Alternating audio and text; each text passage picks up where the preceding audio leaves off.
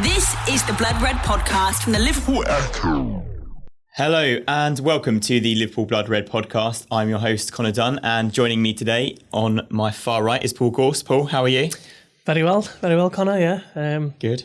Just happy to continue to see the Reds winning games and getting through me Christmas eating and drinking period. That's coming to a close on the 1st of January and yeah, we're all good over here. Happy days. And next name is Dan Kay. Dan, how are you doing? All very good. Yes, thank you, Connor. Still full of vim and vigour at our amazing team being champions of the world and champions of Europe and getting ever nearer. We hope to being champions of our little island sometime soon as well. Absolutely. And Caoimhe O'Neill, how are you doing? I'm good, but I'm not looking forward to January because then I'll have to stop eating. And I've been really enjoying it. You're an adult. You're going to have to eat something. It's January, isn't it? You can do what you like. I'm going to eat something. It's just going to be healthy. I'm going to try and go vegan. New year. For January. Yeah, going for it. Anyway, the planet. How are you, Connor? Nobody asked. Do you know what? I am wonderful. Thank you, Dan. Has to put up with us, as always.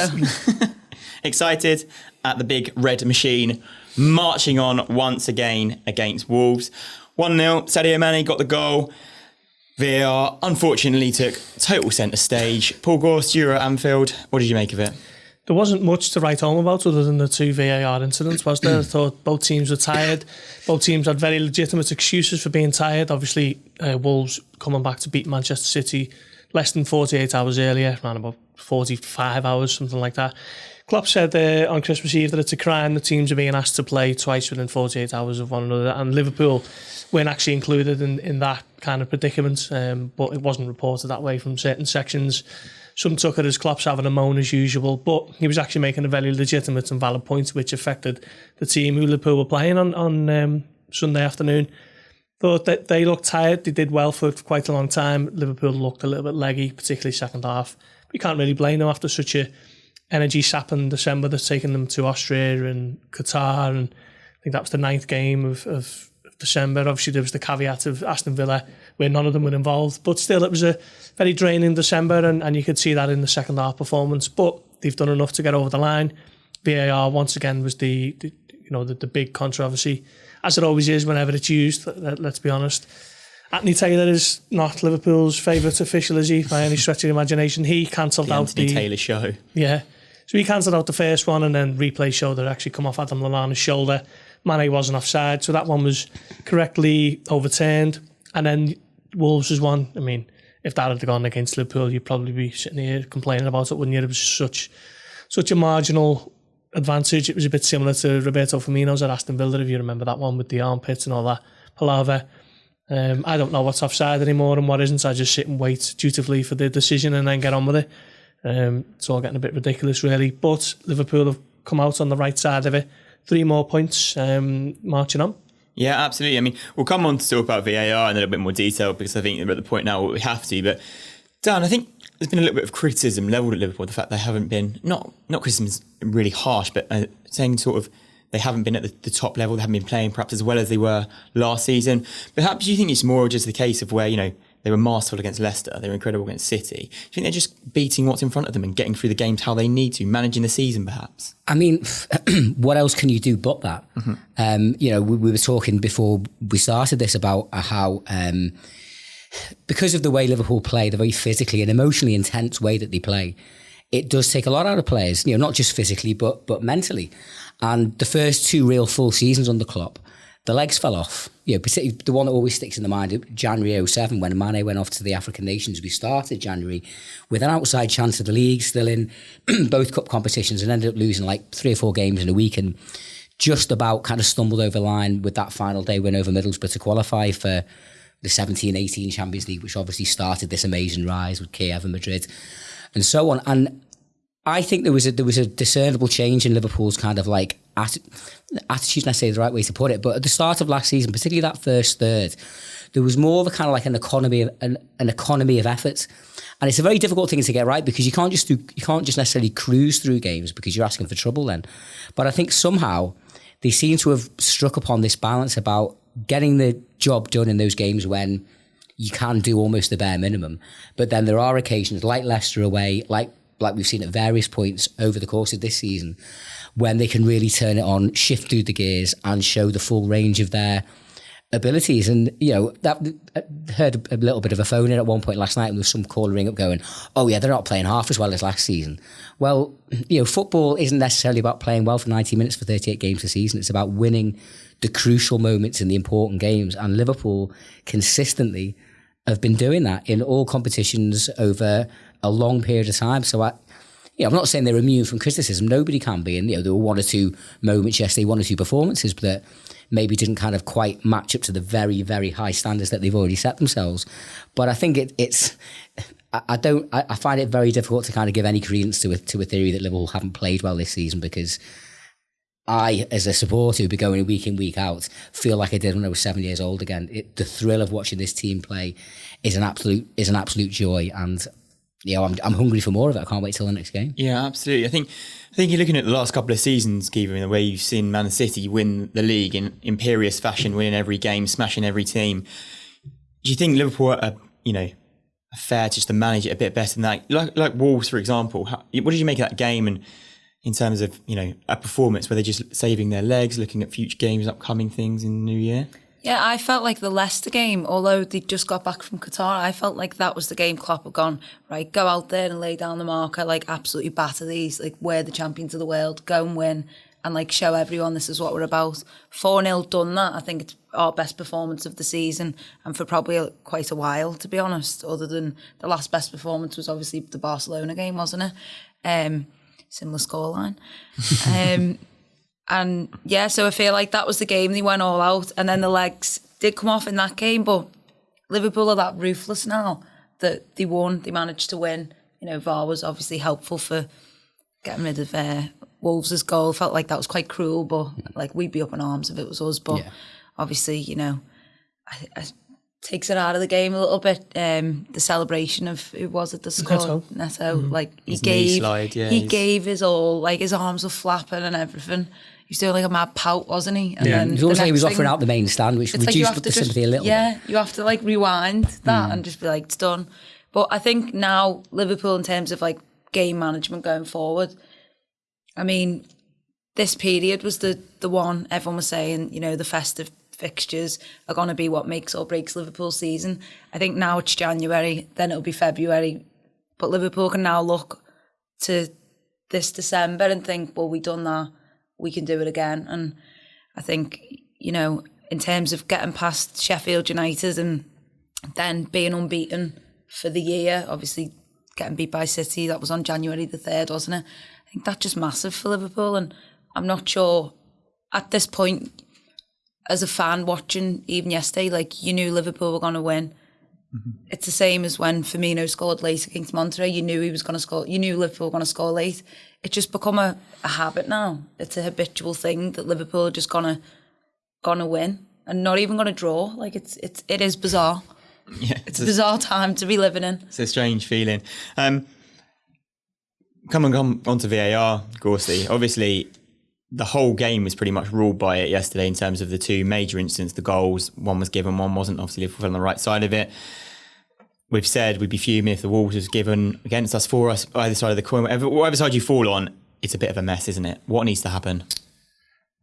Well, I think the first one is VAR when it works well. It's too long, though. It's way too long. It must have been 3 minutes. Go over to the screen, be like, oh, it's hit his shoulder. Goal. Yeah. Done. Yeah, you are right. I agree with that. It is taking too long, and it's got to see them problems. Know that. Personally, I'd like to see it just scrapped completely. I'm not a big fan of it at all. But it got the first one right. Took too long to do it, but it did get it right. The second one, you'd probably say has it got it right? Probably, but it's such a wafer thin margin now. You can understand completely why Wolves fans were absolutely furious with VAR. They had two different chants about VAR, and they were singing, "It's not football anymore," and they weren't happy. And you can understand why, because if that would have happened on the other end, Liverpool fans would be furious, and you'd be able to have your gripe as to why. The most worrying thing about it for me is when Pedro Neto scores and he's celebrating like he's just won the Champions League final, and then 2 minutes later it's getting chalked off. It just completely ruins that, that instant joy and elation of scoring a goal. You think if Trent Alexander-Arnold puts that free corner in quickly for Origi and he sticks it away against Barcelona. Liverpool scored the 4th goal and the absolute pandemonium on the Kop and across Anfield that night. VAR was in play then. You're waiting 3 minutes to see if it's going to be given, and it just completely deflates the moment of what is one of the biggest moments of Liverpool's entire decade. So it's something that needs to be looked at, because if we can't celebrate these moments as and when they happen in front of our eyes, then what are football fans in it for? What are footballers in it for? It's ludicrous, really. Or for the getting these little offside calls that are wafer thin, right? I'm not a fan of it. Yeah, fair enough. And obviously, Dan, you are a match-going fan, an incredibly regular match-going fan, home, away, abroad, wherever you want. At Anfield, they don't have screens. You don't even know what's going on. How are you finding VAR as a fan? Well, I'd agree 100% with with what Gorsty said there, and that the damage it's doing to the spontaneity of being a football supporter and living and dying by those moments in the ground. If I remember rightly, I think the first game that Liverpool were involved with VAR was the FA Cup tie against West Brom early in 2018. Now, I didn't actually go to that game, but I do remember, I just watched on the telly, but I do remember hearing people say how it was an absolute farce in the ground, that you literally didn't know what was going on. Whereas the TV spectators, they've got everything there in front of them. And I do kind of find it almost a little bit immoral that the whole system seems to be catering more towards the TV viewers, rather than the paying spectators who are basically the lifeblood of the game. So that's one aspect to it. I would agree with Paul as well to a certain degree. If it was up to me, I'd quite happily scrap VAR. Goal line technology, as far as I'm concerned, is enough. And the rest of it, you just have to, the vagaries of referees and mistakes. I know it's a cliche, but I've always believed it does even itself out. Whether it's over a season, over 5 seasons, over 10 seasons, there will just be a natural levelling up process. However, I don't think that's ever going to happen. There's too much been time and everything and money invested in it. It works relatively well in other sports, and there are benefits to it, as we saw with the first goal for Liverpool yesterday. Read a very good article this morning from Rory Smith in the New York Times, and I've heard other people make this point that everyone, understandably, is raging at VAR at the minute, but really the ultimate culprit is the rules of the game. The VAR really is just the way that the rules are being manipulated and adopted. And I think what it comes down to is particularly these absolute marginal borderline offsides. Now, the whole point of VAR when it was brought in, we were all told, was for clear and obvious mistakes. Now, if it's a cigarette paper's width, that's not clear and obvious. If you're having to look at it 10 times, it's not clear and obvious.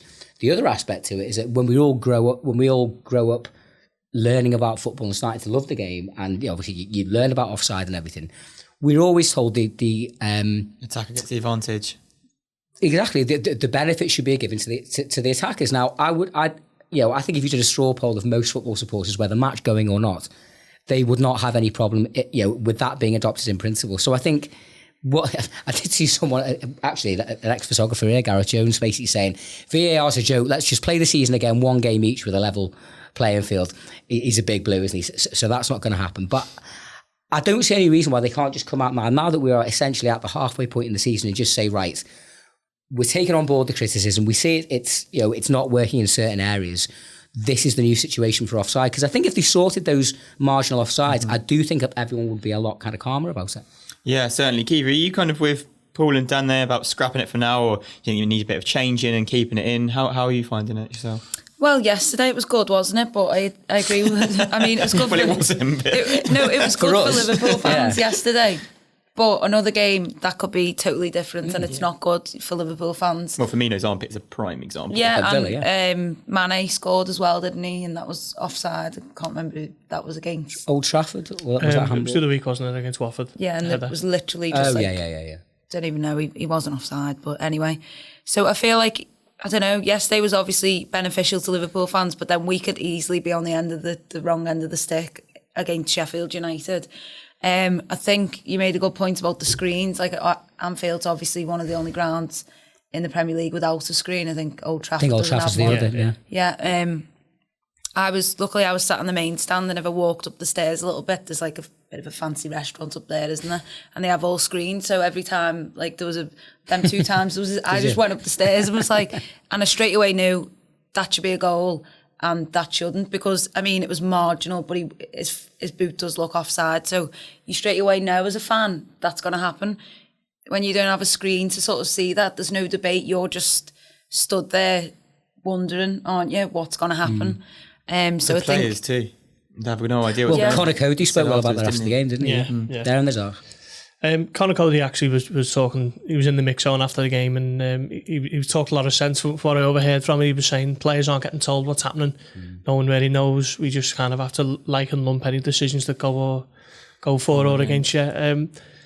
I said to you then, Conor, about I'd like to see it scrapped. I've already revised my opinion on that.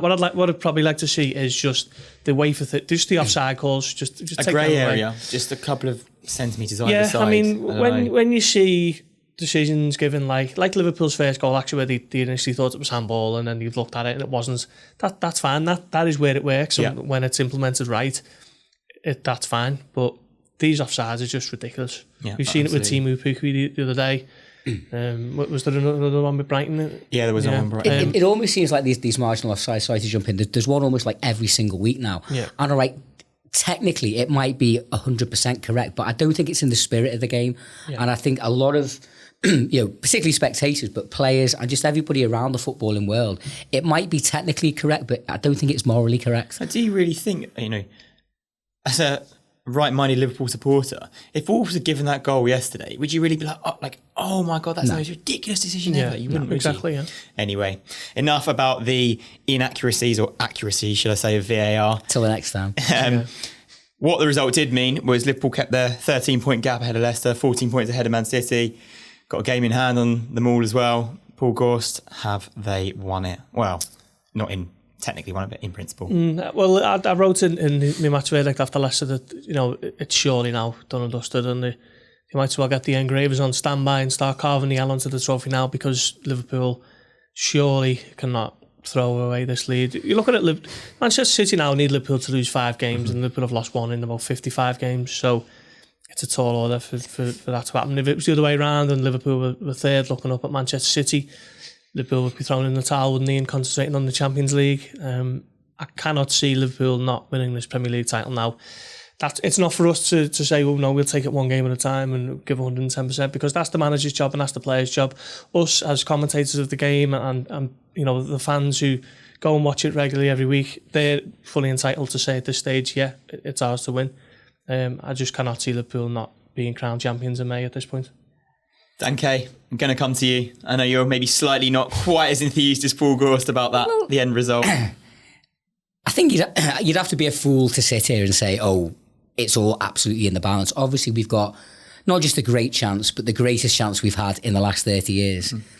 And 100% right, if it was City as far ahead of us as we are now, I'd be saying it looks almost impossible. But, the weight of 30 years, and I think Klopp made the point quite well after the game yesterday, that, the intensity of that match yesterday. Liverpool have always been a big scalp, but we're an even bigger scalp now. European champions, world champions, runaway league leaders, potentially champions-elect. We, every single player who comes up against us between now and the end of the season will be looking to trip us up and make a name for themselves. It's impossible.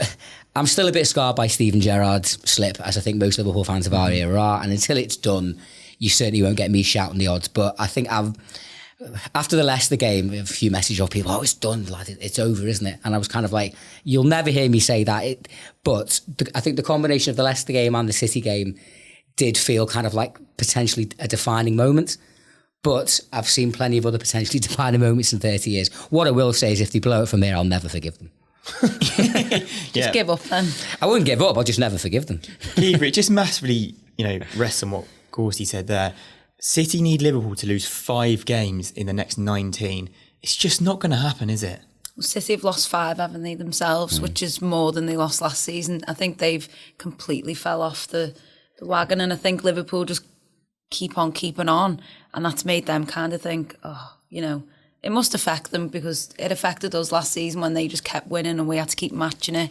And then obviously we had that bit of a was it January when we dropped? Four draws and 6 between late January to early March. Effectively killed us off, didn't it? I think now I'd I'm reluctant to say we've won it because I'm just... Why tempt fate? I don't know. I know a lot of people be like, confident, this is the best Liverpool team I've ever seen, and it is, but I just can't do it yet. I can't commit. It's not even 2020 yet. We've still got a couple of days. So, let's get into the new year, get past Sheffield United, which is the next game, and then obviously you get through that because there's tricky fixtures coming up, Tottenham, Man United. I think once Wolves you past again. more of them, and more... Yeah, away from home for a few as well. I understand. You just... I think you can't count your... you really can't until it's actually there and it's happened. I think because, we've had 30 years of hate and, I weren't alive for a lot of that, but I was. a little bit of it. But, I've never seen Liverpool win a league title, and I think I am. That's why I'm so reluctant to sort of say it's But also happen. as well, we live in an era of memes and people getting had off for mad claims that they come out with before. And I just think a lot of us, understandably, are kind of like, don't give ammunition. I mean, just to go back to the World Club thing, we wore the badge yesterday for the one and only time, and I actually think that was it. I think they got that just about right. I wouldn't want us not to acknowledge it. In fact, to be honest, I would have liked to have seen the trophy on the pitch before the game. But I'm glad that we're only wearing it for one league game. It'll look great in the European games, and that's fine. But if we turned up to every league match for the end of the season, we're putting an even bigger Come and target beat on our us, heads. champions. Exactly, Actual target. exactly. It's literally an actual target. So. As I wrote in the final line of the debut little blood red column on Saturday, win this league and they'll be wearing gold badges on their arms every match next season, and that should be a big motivating factor for them. I think. Absolutely fair enough. And Caoimhe gave me a seamless link, and everyone will listen to this regularly knows I love a seamless link. What also happens a couple of days in time in 2020? Oh my God! The transfer window opens. Oof. Liverpool have already signed Takumi Minamino from RB Salzburg. He looks a really astute signing, £7.25 million. He played 2 incredible games against Liverpool and was a really exciting addition. He should be a really exciting addition for us and exactly what a Klopp player looks like. There was some rumours that were going around today, weren't there, Paul Gorst, about a young left-back for a Dutch side, Eredivisie Vitesse, who I think Liverpool have played before. He's left-back, he's English, he's a teenager. You got an update? Max Clark, Yeah. So there was a couple of reports doing the rounds today that Liverpool's stringent analysis behind the scenes have identified Max Clark in the Eredivisie as a potential left-back signing because of his crossing ability, and apparently those statistics are way off the charts. But checked it out this afternoon, told that basically he's not under consideration at this point. So that doesn't look like that's one that's going to be happening this month. But as you mentioned, Takumi Minamino is coming in. Looking forward to seeing him for Salzburg in the 2 games this season in the Champions League. He looks a very good player, versatile, can play in a few positions. Bit of a steal at 7 million. Liverpool privately thought that he was worth maybe 3 times that. The money that's going around in the Premier League at the moment, I'd suggest he's worth probably even more than that. You're looking at minimum 30 million for a player of his quality from what I've seen. So he'll be a boost in January. Liverpool haven't always strengthened from a position of power in January, and that's been, that has affected them in title charges of recent years. So be good to see him involved, probably against Everton in the FA Cup for his debut. And but it doesn't look like Max Clark's going to be joining him at this point. Yeah, absolutely. I'll stick with you just for the moment. Just to ask about Rhian Brewster. There's been some speculation about where he might be going in January, or if he's going to the Championship to get some more game time.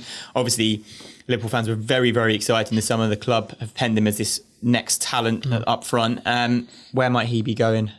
Well, it looks like Swansea's going to be his destination, but I think Liverpool are going to make a definitive call after the FA Cup game, which is the 5th, is it? 5th, Sunday. I think that kind of gives you a hint as to what team Liverpool are going to be playing in that FA Cup game. They've obviously brought Nat Phillips back on loan, and even said in the tweet about him that he can play against Everton, which I think was a telltale sign as to the kind of team that we're going to see against Everton. Looks like Brewster might be involved in that, and then they'll decide whether or not to agree to the terms with Swansea. I think it all centres around game time for him and how much the Swansea are going to be willing to throw him in, because I think they were going to put a clause in that was guaranteed an amount of matches, weren't they? Yeah, they tend to do that with certain loans, and I think Liverpool obviously want to see him playing every week. So I think that they'd agree to a loan if those kind of conditions are met. So we'll see what happens after the Everton game. Yeah, fair enough. Dan, I know you spoke about this before we started the podcast. Liverpool brought in bringing in Minamino, got the deal done already. He looks like a great signing, will be a lovely addition in January.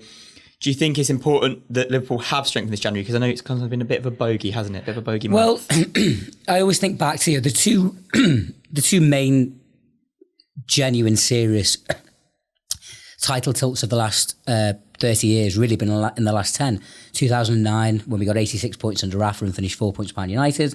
And then obviously 2014, when we were almost there, and then unfortunately we lost that game to Chelsea. And on both those occasions, there was a talk and suggestions that Liverpool might do a bit of business in January. In 2008-9, having brought Robbie Keane in from Tottenham, they then sold him within 6 months back to Tottenham and didn't replace him. Yeah. There was talk of maybe kind of bringing a replacement for him. It didn't happen, and they fell desperately short. And then in 2014, it was the Russian winger Yevhen Konoplyanka, who apparently Ian Ayre went on a wild goose chase out to the Ukraine to try and type a late deal, but it didn't happen. And Salah as well. Salah was first on the list, wasn't he? Yeah, that's right. Now, it may well be that they could have brought in players in both those summers and they still didn't win the league. We'll never know, will we? But I can't imagine I was alone in at the end of that season, in the final analysis, looking back and just wondering, would one extra pair of legs, would one fresh face have made a difference? And I've been heartened. Yeah, well, we've known for the best part of a month now, haven't we? Since the away leg in Salzburg at the start of December that Minamino was coming in. And that is one of those things that gives me that kind of reassurance that the club are doing everything in their power to do everything possible to win this league and to make sure that mistakes of the past aren't going to be repeated. I did wonder possibly about a bit of cover at centre-back. I mean, I'm a big fan of both Matip and Lovren, but they are injury-prone. And the fact that Jordan Henderson had to play centre-half in the World Club Championship semi-final shows that we are possibly a little bit short in that regard. But the fact that Nat Phillips is now coming back from loan from Stuttgart, I think shows that they are looking to at least make sure that they are better covered in that area. I'd be surprised if we did much more than that, but I'm relatively comfortable with Minamino and Phillips coming back, and who knows, maybe one other, we'll see. Yeah, that's my question to you, Caoimhe. Do you think signing Minamino is enough for Liverpool to strengthen? Do you think they need more? I mean, buy them all if it makes this league come quicker. But I think Liverpool might not do anything else now. I think Minamino's such a big sign and such a great deal. I feel like he'll add so much. Like Paul mentioned, such a versatile player. We haven't seen a lot of him, but what we have seen, we've all been very impressed. I think the centre-half was the one sort of worry, wasn't it? But now Nat Phillips is coming back. It makes you think, I know he's less experienced than the others, but it makes you think there's someone else in there that is, meant to be is a defender, because I can't cope with Jordan Henderson ever having to be in that position ever again. At least someone who's knows the game back there. And then I'm kind of looking, where else would you strengthen other than maybe some full back sort of back up, maybe on the left? Like, there's nowhere else. Possibly for Robert, because it's only really Milner out. Just because yesterday I was thinking Robertson, other than Milner being there, Robertson has no one to cover. And yesterday in that second half, him and Trent were really tired and towards the end of it.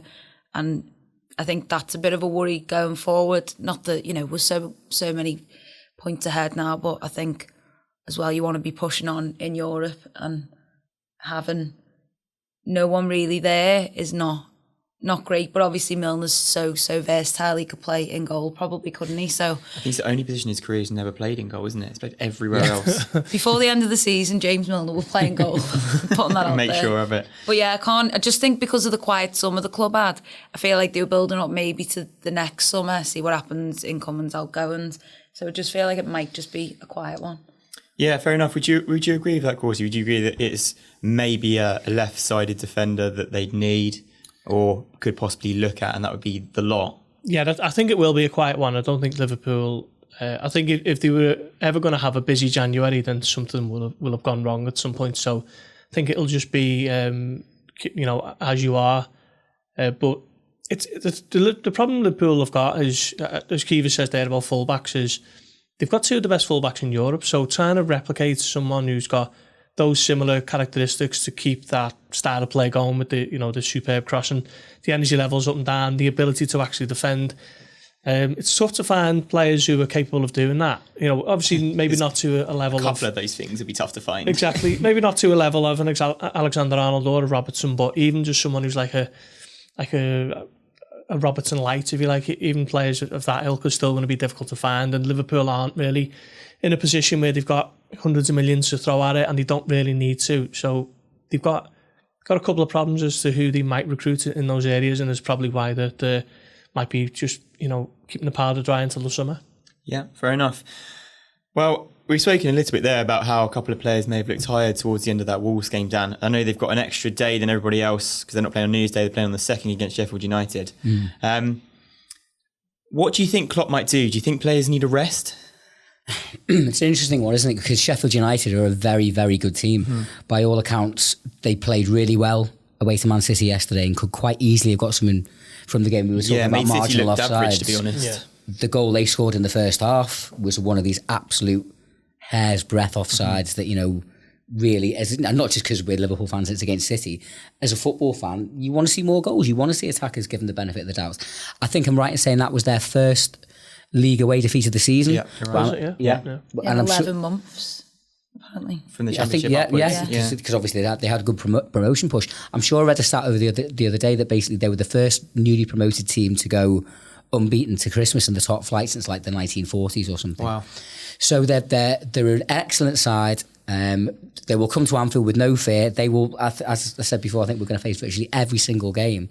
They're going to want to come and put a hole in the bow of this great huge liner that Liverpool are at the minute. So I think he might make a couple of changes, bearing in mind the next match is the FA Cup tie. However, it's not just any old FA Cup tie, is it? It's an FA Cup tie against Everton. Yeah. So I think we might, from what he said about Shaqiri yesterday, you kind of get the impression maybe Shaqiri might have played if he'd been fit. Yeah. So I wonder if maybe we might see him come back in against Sheffield. We might see Divock Origi get a start. Jordan Henderson was magnificent again yesterday. He started pretty much every game over the last month or so.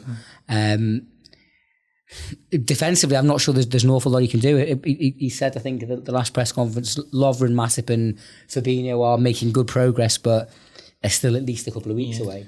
Not I think it February, may well... is it? Basically. Yeah. So I think it may well be a case of largely, maybe a couple of minor alterations here and there, but largely go again. Okay. Well, we'll come on to a full team selection at the end here, as we always do when a game is coming up. But Keith, compared to Wolves, I know Sheffield United and Wolves are in a pretty similar position this season in terms of how they've been playing results and points, but they represent a very different prospect with Wolves. They've got these quick attacking players and quite expansive football, whereas Sheffield United seem like quite a compact unit. How do you think Liverpool will cope with that different sort of style and different sort of threat? I think the day's rest will benefit them greatly against what will be a blockade, won't it? Sheffield United have done so well this season, not only defending, but when they break forward, they're quick, agile, and that's how they get a lot of the goals, which have obviously put them into 5th, I think they are at the minute, 6th or 5th. I think they were 5th, I'm not sure. I think they're about 8th now, but they're still doing unbelievable. They were until they lost. I had them marked as like going down bottom, even though they had such a great championship season. I thought... Oh, they didn't really buy anybody, did they? Yeah, and it was a bit of a... Didn't really need to, clearly. They've obviously just kept that momentum going, and I think it'll be a tricky game for Liverpool, arguably more tricky than Wolves because of what Wolves had to endure against Man City, and then obviously Sheffield United have played Man City, but I just feel like with that day's rest that both teams are being given, it'll just sort of like set the playing field, where Wolves, I think they made a lot of changes from the team that had beat Manchester City. I think obviously Liverpool try and rotate, but it'll be another sort of sprinkling and a gentle rotate. I don't think it'll be like take out the front three or anything like that. I don't know, maybe Origi will start, but I just think the momentum now Liverpool have got, I think Klopp will be reluctant to sort of want to risk, especially with then being able to give quite a few key players a rest against Everton, you would think. And it's a game you don't want to lose because it's the derby and it's at Anfield. But I think he'll be willing to sort of take that one on the chin almost as much as... Well, you remember as well the team he picked against Everton in the league. Now, obviously, Everton are a bit of a different animal. That was Marco Silva's last game. They've now got Carlo Ancelotti and they're playing well. But I agree with what you're saying. I think after the Sheffield United game, there's basically, 10 days till the next league match against Tottenham. Yeah. And I think he'll basically say, right, you can get some rest in your legs then. Maybe one or two of you might get a run out against the Blues or be on the bench. But I think he'll say, we've made such incredible progress in this last 6 weeks. Let's get another good league win under our belts. And, it doesn't mean it's over, as we all great pains to say, but it's another little kind of And I think getting over that year, so I think he'll stay quite strong against fair enough. the Blades. Are you, Gorsty, at all worried about January? You've got a really good, really solid Sheffield United side. You've got the Derby, you've got Tottenham. These games are not easy. Man United, Wolves away. Yeah. As well. It's a difficult one, isn't it? I think, as Dan says there, that 6-day period between Everton and Tottenham is actually massive for Liverpool because 6 days for the schedule that they have had is an eternity. It's a holiday, yeah.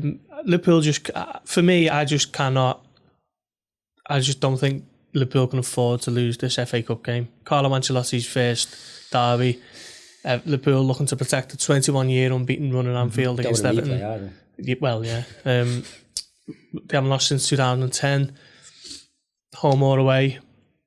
I think Liverpool would be happy to win that game and just give Everton the bite of the fourth round. Just say, go on, lads, go and represent the city and see how you get on. So Liverpool Klopp hasn't lost the derby. There's just so much riding on that. So if Klopp goes into that with a team similar to maybe the Aston Villa team, I can't see them not getting knocked out the FA Cup considering this revitalised Everton side and that glorious record that Liverpool fans love to remind Everton fans about will be in the bin. And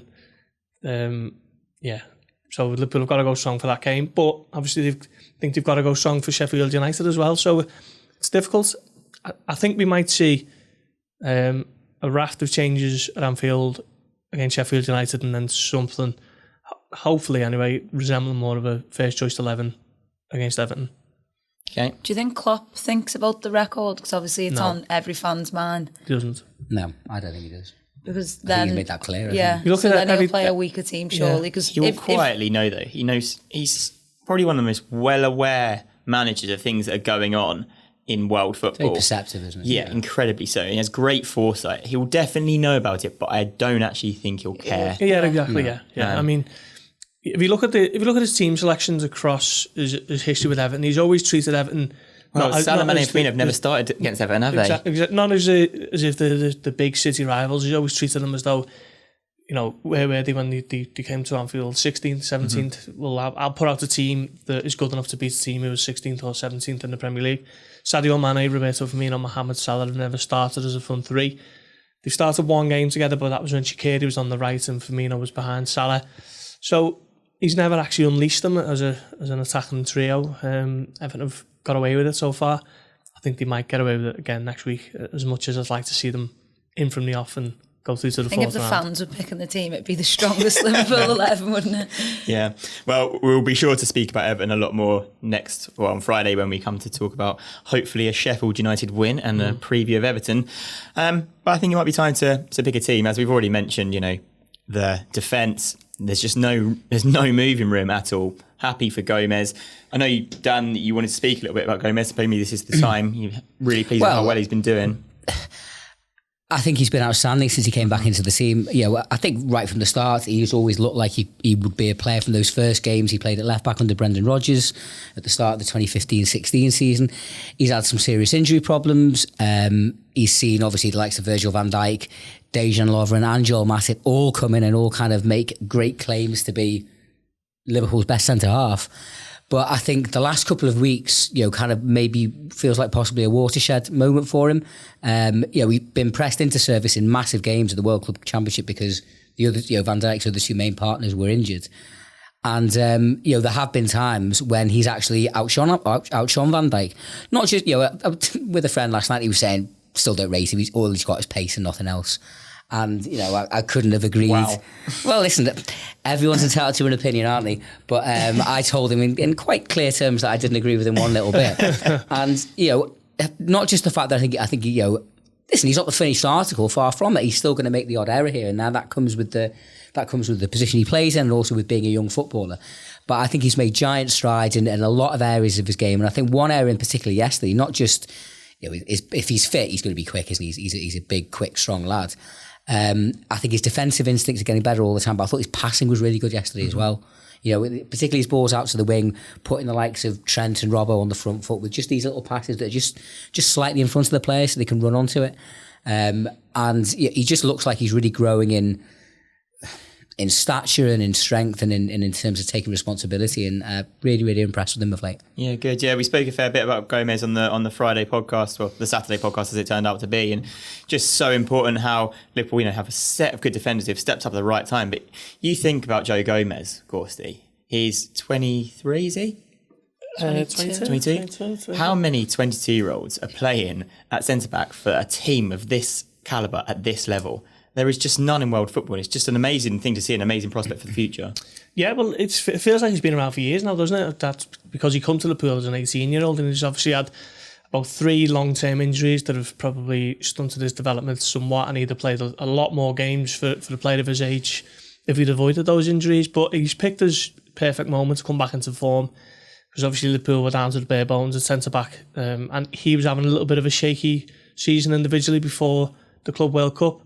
He was excellent in that final against Flamengo. He kept their big guns quiet alongside Van Dijk, and he was excellent last night. And Liverpool now have put together a string of clean sheets that have just reminded everyone that they are, a very good defensive unit. When they were shipping goals pretty much every game, weren't they? They weren't really tightening up. 6 out of 7, I think it is, clean sheets. Yeah, so that's been a complete turnaround.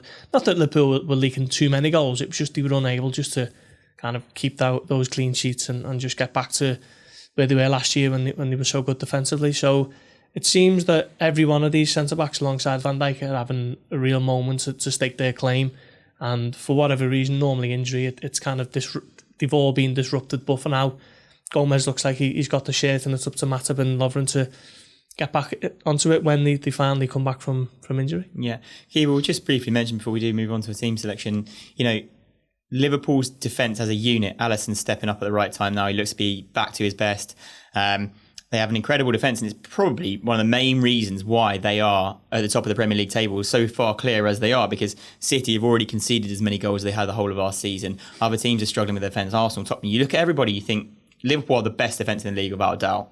Yeah, and obviously it's come to the fore the past few weeks, hasn't it? But City made a drastic mistake by not bringing in anyone to replace Vincent Kompany, someone of that stature, allowing him to just go and not replace. I think has cost them the Premier League title. Yeah. Whereas Liverpool, even like Paul said, down to the bare bones of defenders, but then again, Joe Gomez, there he is, steps up to the plate and offers Liverpool, these amazing performances. And, it's a team filled with players at the right time who just seem to come into form. Obviously seen Naby Keita and players of the likes who just come in and step up. But obviously defence is absolutely massive, isn't it? Yeah. I think now the clean sheets are starting to come.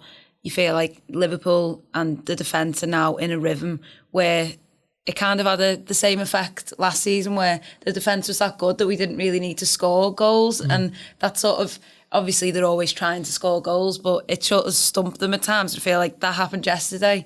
Sometimes you can be reliant on your defence, and to be able to be reliant on your defence is just a massive pro for Liverpool. Yeah, massively. Okay, so Alisson clearly starts in goal against Sheffield, doesn't he? Centre-back's going to be Gomez and Van Dijk. Full-backs started to look a little bit tired against Wolves. Did they rest? Are they rotated, or are they in and given a rest against Everton? I think Milner would have a shout to go in either right or left back, but the midfield is down to the last few as well, isn't it? So it's might need him there. Yeah, there's no Oxlade-Chamberlain, there's no Fabinho, Shaqiri's hopefully coming 50-50, yeah. So I don't know whether he might be needed in midfield, to be honest. So I'm going to go with Trent and Robertson. Would you agree, Dan? Yeah, I just think it's too important. We've the momentum that we've got, the position that we're in. You kind of think if we can keep on winning for the next couple of weeks, couple of months, I think we're very close to breaking the spirit of the chasing pack. I will still never, ever say it's over until it's mathematically impossible. But you just get the impression that, in the last couple of team selections, I think have shown us that, particularly after having played so well against Leicester, I would have expected more changes yesterday. And the fact that he didn't, I think says to me that he really values this momentum. And if we can keep it rolling on, it just wouldn't make sense to mess with it right now. And for you, Caoimhe? Yeah, I'd have to agree. I think continuity is key. If you look back at all the teams that have won titles, they mostly have the same team playing the majority of games. So you do kind of think Milner could come in and give one of them a rest, but then I think they'd have to feature anyway at some point because the midfielders, their wheels look to be falling off a little bit yesterday. Henderson, I think, played remarkably, as he has been one of the players of the season. He's been outstanding, but you could just see it in his shoulders. I don't know, there was a tiredness to him, but he just kept running through it like you expect him to. Mental tiredness as much as anything else. I think exhaustion, I've travelled like 6,000 miles and back and, Yeah, it's fair enough. I mean, look, as a clean sweep for the defence, I can really agree more. I think the momentum is just so important. The midfield is the engine room, isn't it? It is labelled as what they give Liverpool. They run so much, they do so much hard work, so much hard pressing that midfield to allow Trent to run something, to allow the front three to do their thing. I think there's definitely going to be a change. I think Milner definitely starts against Sheffield. I think it might be Milner, Lallana and Keita. Completely new midfield, just to freshen her up. I think Milner and Lallana are capable enough to mix it up against Sheffield United, and Keita just that little sprinkling of creativity in the final third. I think, I didn't even think about Adam Lallana, but I always kind of want to give a kind of... I think he's been unbelievable the last couple of weeks. I don't think I'm alone in thinking I thought he was finished as a Liverpool player. Right. And even when he came on and scored that vital equaliser at Old Trafford, which I think will have to go down as one of the absolute key moments of the season. Yeah. I still didn't think, important, we might see him in the odd League Cup game here and there. He started the semi-final in Doha, I think, against Monterrey and did okay. But I do remember when Chamberlain got injured early in the second half, and he came on ahead of Milner, I was thinking, why is he bringing him on? And he was outstanding. He chased the ball as if his life depended on it, and when he got the ball, he was calm and composed.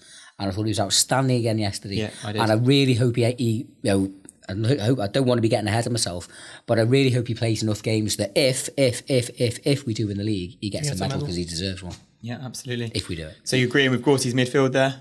Yeah. And same for you, Caoimhe? Do you know what? I would agree because Lallana yesterday was outstanding. Just watching him, I was almost sad. I think he come off around 65 minutes, did he? And I was upset to see him go because it felt like everything good that was coming through Liverpool was coming through his sublime feet. His footwork's incredible. Twinkle toes, isn't he? He really is. And I know that can sometimes annoy fans because he'll tend to, do like 4 pivots and then he does it in the right areas though now. I think that experience he's got forward. maturity. I think his range of passing is just, I think he showed that in Qatar, didn't he? And I think when a player has put in such a good performance, you have to reward them with another start. And I feel like, everything that was good about Liverpool yesterday was Adam Lallana. Yeah, I mean, if you hadn't have said that midfield first, I'm not sure I would have picked it, but I'm struggling to come up with a reason why I don't believe in it. And it's a really, really good option. And, it's such a solid chance, using that midfield to give Henderson a rest, to give Wijnaldum a rest, to give, it's so well needed rests as well, particularly with Everton coming. I think a couple of them might probably still play, to be fair. But yeah, okay, midfield fine. The question up front is, does Divock Origi start? Does Xherdan Shaqiri start if he's fit? What are you going for, Paul Gorst? Yeah, I'd like to see Origi start. I think, when he came in against Everton, there was he was one of a number of head scratches, wasn't he? But he was fantastic, and I'd like to see him get a run out. I'm not really sure who's getting the breather though. I think maybe Salah. Yeah. If Shaqiri is fit, then I'd put him in as well, actually, because I don't think you can have too many complaints with what he did on his last start. So yeah, I'd go with Origi down the middle, Shaqiri on the right and Mane on the left. Okay. It's splitting hairs, isn't it, really? I mean, I think I would like to see Origi play because I'm absolutely not saying Sheffield United... Play down the middle, I think, to be honest. Absolutely not saying they're a team of cloggers, but I just think against, it might be more his kind of game than, say, one of the more cerebral teams, shall we say. I think that there's been a couple of times when you've had a front three with Origi and Shaqiri in, and they kind of dovetail quite well. So I kind of think if you are going to play one, and if Shaqiri's fit, there is a strong claim to play the other. Mo Salah maybe he hasn't got the goals he's deserved in recent weeks, but he's, to me, started to kind of show signs of getting back to that kind of sharpness again. Obviously, Firmino's kind of had a good run of form that's been resulted in goals for him. I think I'd go with that one that Paul's picked. But the beautiful thing about it is that we're in this position now where really much whatever combination Klopp comes up with, if they deliver, we'll be happy. Yeah, absolutely. I think it's hard now, listening to that, to argue for Origi not to start, because I thought he done really well when he come on yesterday. He holds the ball up, I think, better than any of the other the front He's a three. different sort of attacker, isn't So he? he did that really well in the final in Doha in extra time, when kind of like, it's a long game, it's extra time, and we played that last 10-15 minutes brilliant. He was a big part of that, I thought, just keeping the ball in there. Yeah, and I think we're going to need to keep the ball in their half just to create more chances and just, wear Sheffield United down. So it's hard not to want to reward him, I think, for just being Origi, by giving him a start. But at the same time, you just want How's your statue coming on, by the way? Do you know what? I keep getting asked this. There are still people who ask this question, and I'm like, do we just wait now to see if Liverpool win the title, and then the statue can obviously might do a little GoFundMe. Just commission an entire squad. I had someone message me about doing like a 3D, like someone who makes 3D things. Like someone actually messaged me, so Excellent. this might actually happen. Niche in the market here, clearly. Honestly, No. best thing to come to Birkenhead So in Origi. 2020. The other two? I think I was surprised to see Firmino come off yesterday, although he did look a little bit tired, I think. But I think he'll probably start, and Mane will. I think I'm agreeing with these two. Did you say Salah? Probably. Or Shaqiri, Origi and Mane for me. I don't think Shaqiri will, just because of his little bit of a injury. I just think that'll take. Klopp won't want to risk him. Maybe he's better suited for the derby, particularly if he's had a knock, and he's obviously got a bit of form against Everton. Now scored against them a month ago. So what are you saying then? So I'll probably just rest Salah, put Origi on, Mane, Firmino. Origi on the left. Yeah, I think I liked them up there yesterday, pushing. Okay, fair enough. Well, I think I like Origi down the middle, my own personal choice for him, and where I think he's best. It's a really tricky thing, and it's exactly what Dan says. You're just so pleased with the amount of talent Liverpool have in the pool to pick from. But yeah, I'd probably drop him out for Firmino and have Salah and Mane and Origi down the middle. But such is the beauty of this Liverpool team and the squad of players. Paul, give me a score prediction. 2-0. 2-0. I think Sheffield United... Sheffield, yeah. Yeah. I think Sheffield United will look to play a little bit. I think that's where they might come undone. They played very well at Bramall Lane against Liverpool, but coming to Anfield, Liverpool generally tend to thrive if you fancy taking them on with a game of football. Yeah. I'm going to go 3-0. I think it might take a while. Wouldn't surprise me if it's goalless at half time. I think Sheffield will come, have a go, but defend well. But I think one of the great things about this Liverpool team is now that if they're not 3 up after 20 minutes, you're not panicking, thinking, even if 3 up after 1 up after an hour. They've shown this ability to get the job done in a variety of different manners, and I think they'll have to work hard against Sheffield, because they're one of the success stories of the season. That a local lad managing them, a fan who spent hardly any money, and they're absolutely in the top half of the table on merit, and more power to their elbow. But I think eventually Liverpool will have too much for them. The first scoreline that come to my head was 3-0 as well. I feel like it'll just be a competent, easy, routine Liverpool win, I'd like to think. Similar to was it Bournemouth and Burnley? Were they both 3-0 games? Possibly one of them was. Burnley? Yeah, they were. Burnley away in August, yeah. Oh, yeah. Just a game like that where it necessarily doesn't have to be 1-0 or 2-0 before the second half, but Liverpool will cruise to it, I think. Impose their will. Yeah. 2-0 from me. I think it'll be a very, very hard fought first 45. I think Sheffield United are very compact. They're a different unit than Burnley are this season, certainly. But it seems pretty positive, and we don't see them scoring, so happy days. And we'll be back on Friday. Thank you very much for listening, where we will hopefully be talking about a Sheffield United win, a further gap at the top of the Premier League, and Everton coming to Anfield on Sunday in the FA Cup. Thank you.